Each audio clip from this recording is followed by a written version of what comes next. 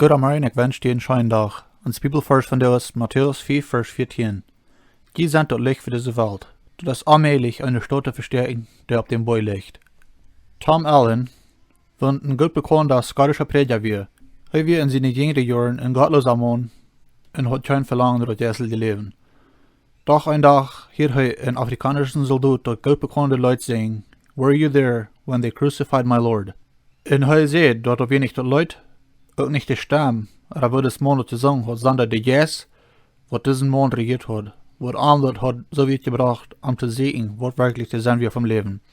Irgendwo wie du in diesen Soldat warst, was am Glück interessiert hat. Dort hat Allen dann so weit gebracht, dass er sein gottloses Leben andrehen dort und nur in Rara kam. Jesus sagt, die sind das Licht von dieser Welt. Lut dein Licht schien für andere, so dass er auch machen sein, was er vor am Himmel tät. Matthäus 4, Vers 14 und 16.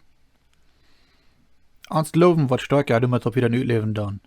In wissender Glauben als in mitteilender Glauben. Weil wir nicht abgeben, mit für die Menschen beten, was Christus dann nicht kann dann, wenn wir nicht für den Unterschied sein dann. Weil wir Gott freuen, dort haben wir endlich diese Erlösung geben, wenn du so herrlich hast. Und wir können uns Part tun, mit einem gottesfreien Leben für andere Menschen.